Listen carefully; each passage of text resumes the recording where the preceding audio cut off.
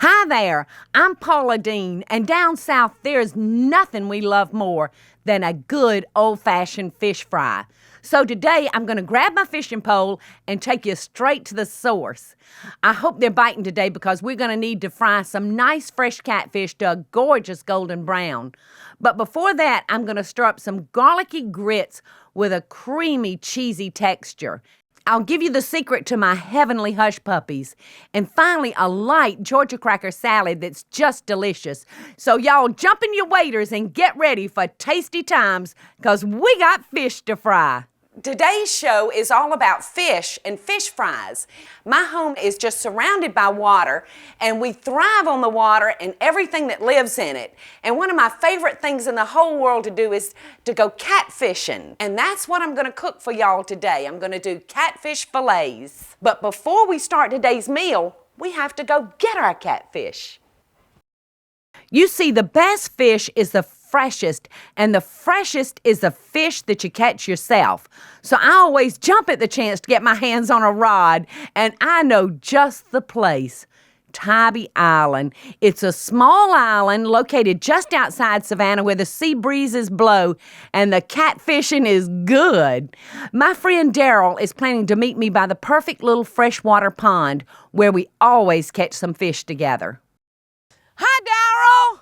Hi, Paula. Thanks for coming out. Oh, I can't hardly wait. You hadn't started without me, have you? I didn't. Good. What are you doing? I'm just putting a cork on here. Okay. You got me in a straight line? I do. It's all baited up and ready to go. Good. They gonna be biting today? We can only hope.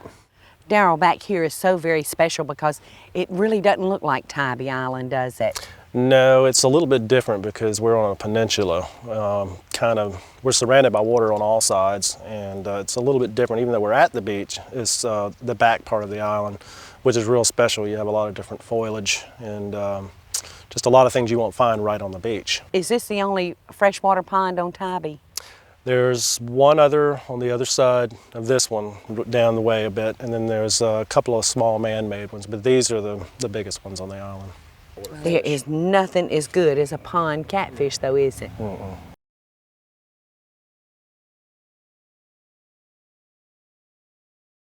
All right, come on, baby. Come to mama. Come here, kitty, kitty, kitty, kitty, kitty. Oh, God, Daryl, I think I've got one. Hold on to it now. Come on. Oh, my gosh, he's fighting. It's a huge one. That's what we're talking about.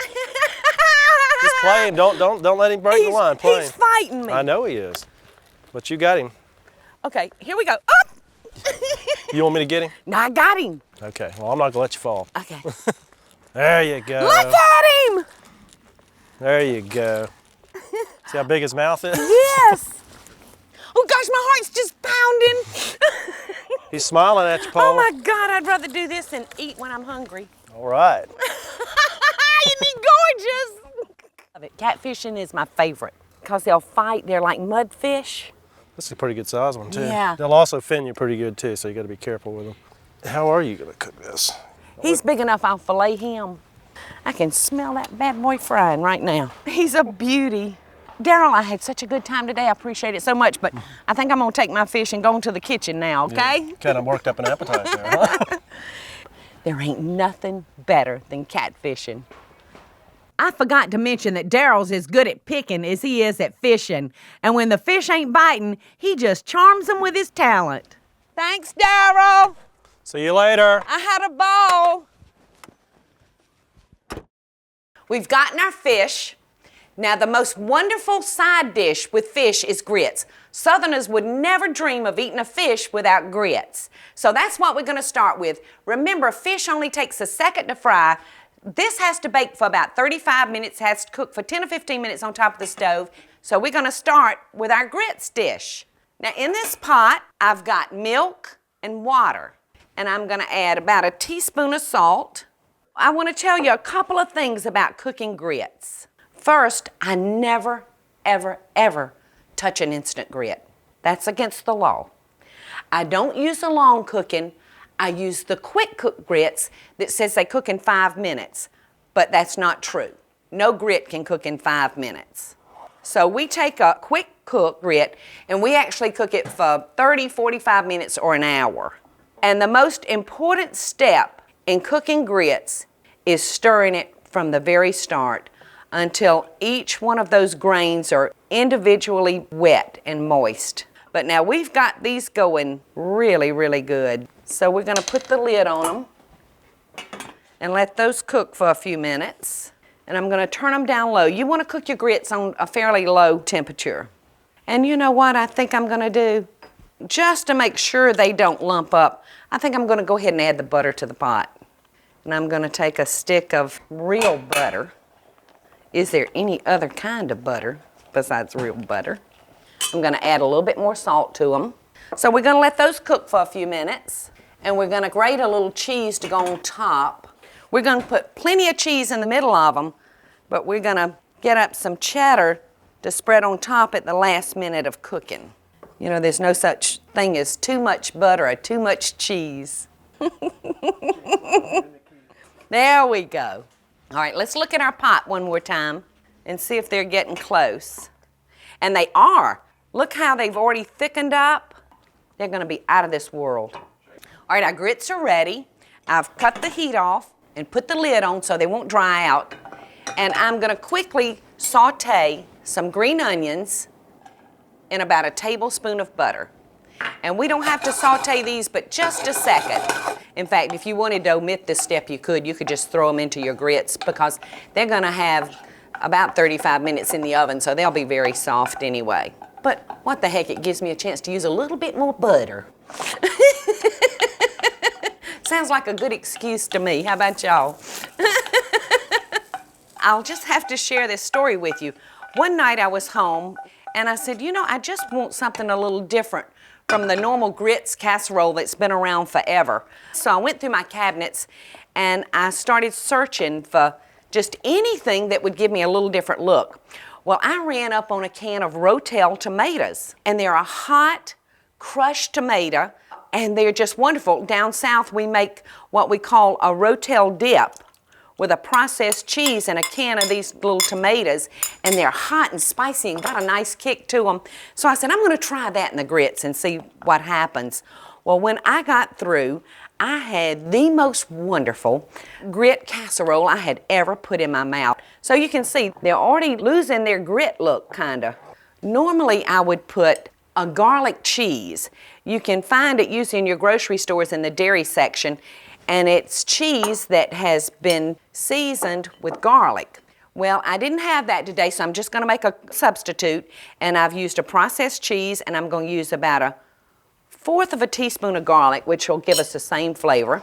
And we're going to stir that cheese up in there until it starts melting.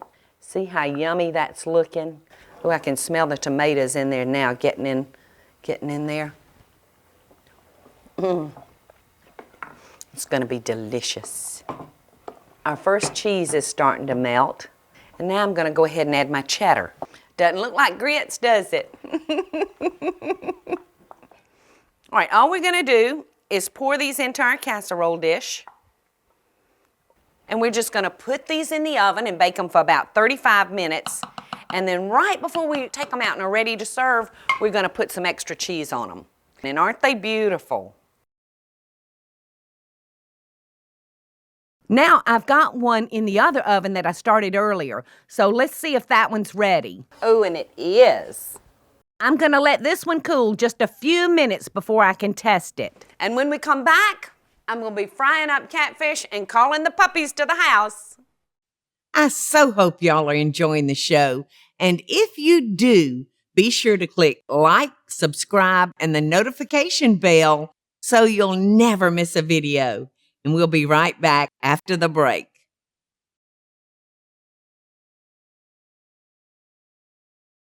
We're back, and I'm fixing to fry up the catfish. And I'm going to start with a self-rising flour, and I'm going to use about 4 parts of self-rising flour to about 1 part of cornmeal. A lot of people use straight meal on their fish, but I don't like it.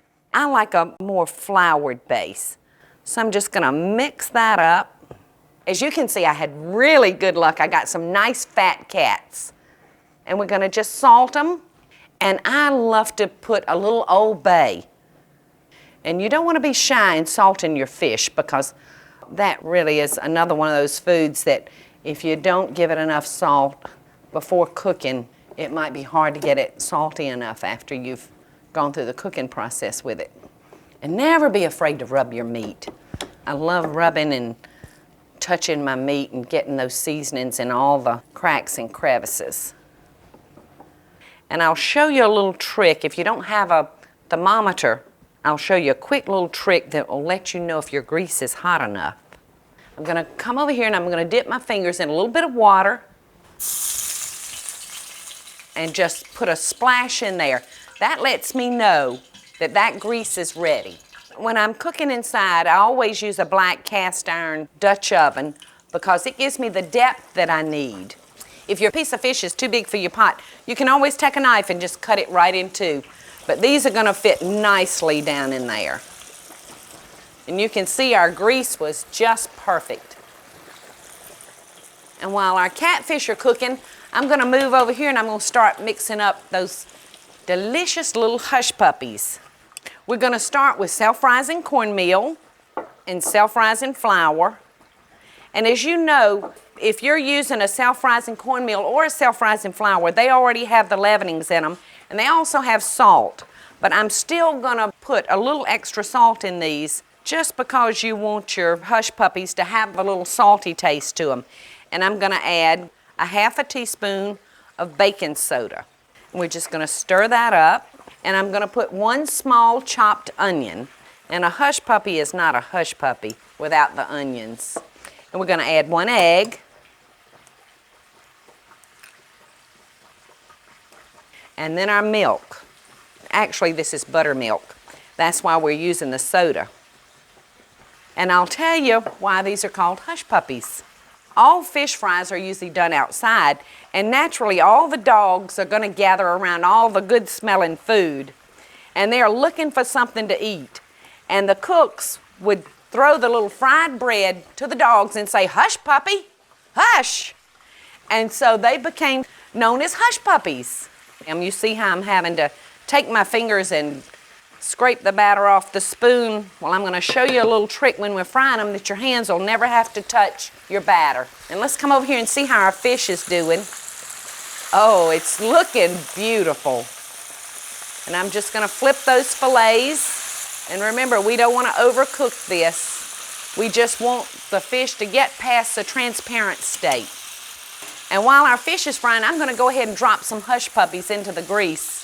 And this is the little trick I want to show you.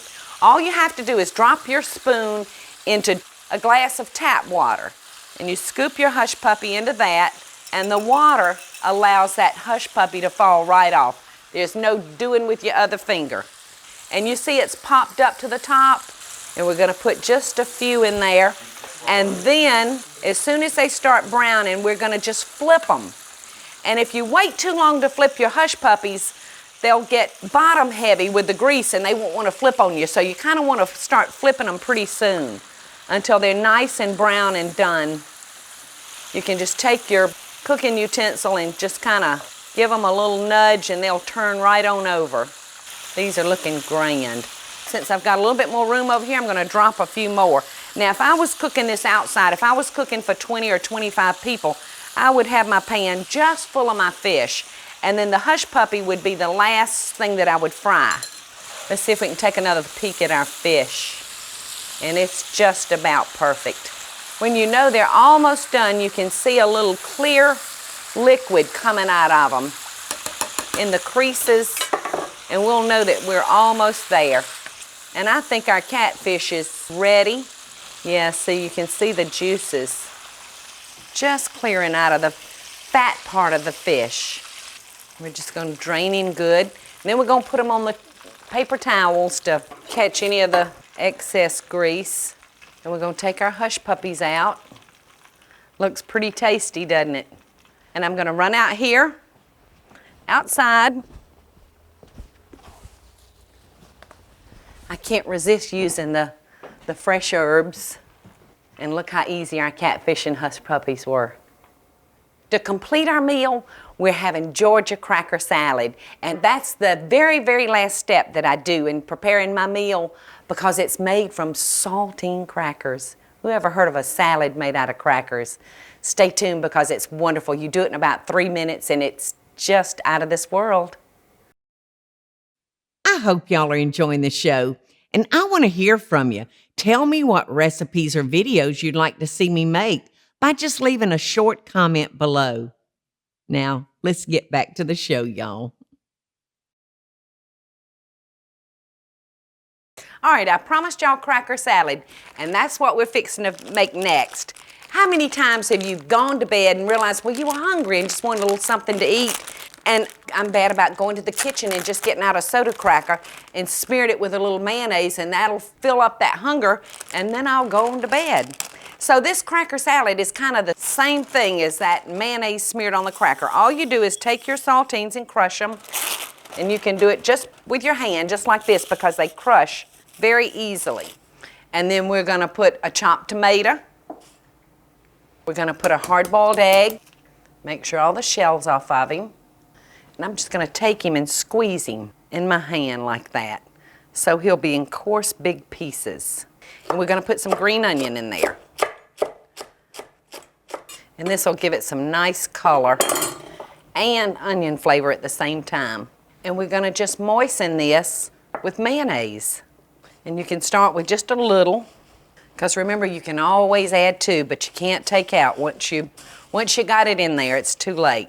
When I serve Georgia cracker salad, I mix this up right before I call my guests to the table, because I love the crunchiness that the crackers give you, because after it sits, it'll get soggy, and some people just love it that way, but my personal preference is the crispiness of the crackers.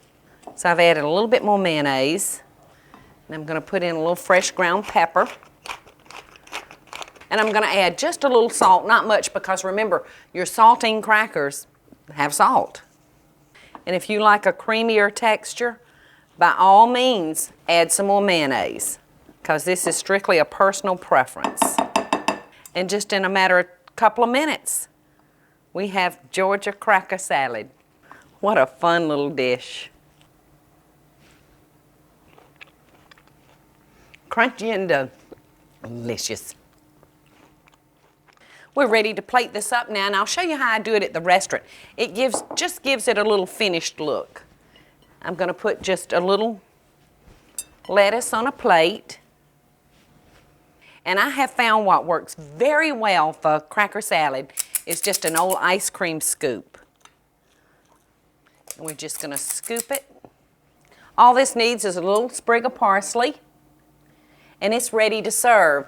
Now y'all hang around, because I'm fixing to set up our beautiful table with all of our fried fish and hush puppies, and I'm gonna give you some tips on storing your grease for your next fish fry. So come back. I so hope y'all are enjoying the show. And if you do, be sure to click like, subscribe, and the notification bell so you'll never miss a video. And we'll be right back after the break. For a nice garnish for your fish, you can take fresh parsley, and today I've used Italian parsley. I just love it. It's got the big leaves on it. You can drop it into your hot grease for about 2 seconds, take it out and drain it on paper, and it just looks so pretty on your fish. Real different kind of garnish. And on storing your grease, peanut oil, which is what I recommend for frying, can get rather on the pricey side, so you'll want to save it. You'll want to clean it and store it. Now, one way to clean it is drop French fries in it at the end of your cooking time, and it'll take out all the meal that's floating around in your grease, will stick to your potatoes, and it cleans it up just like that. And you can store it probably for about a month. Before you ever use your used grease, you'll want to smell of it. And if it has a rancid smell, throw it out. It's too old. But it'll really stay with you for a while. And I always like cooking my fish in old grease, or grease that's been used at least one time. So take care of your grease so it'll last you a little bit longer. And then store it in a cool, dry place until the next fish fry. I'm ready to whistle everybody to the table, And I've got my catfish fillets. I've got my hush puppies. And always, always you want to have some fresh lemon around for people who like a little lemon flavor on their fish. And I've got my Georgia cracker salad. And finally, we've got our tomato grits casserole. And until next time, best dishes from my kitchen to yours. Yum. Hey y'all, it's Paula Deen. Now, if you enjoyed this video, be sure to like it and click the subscribe button as well as the notification bell to be alerted when I post a video. Love and best dishes, y'all.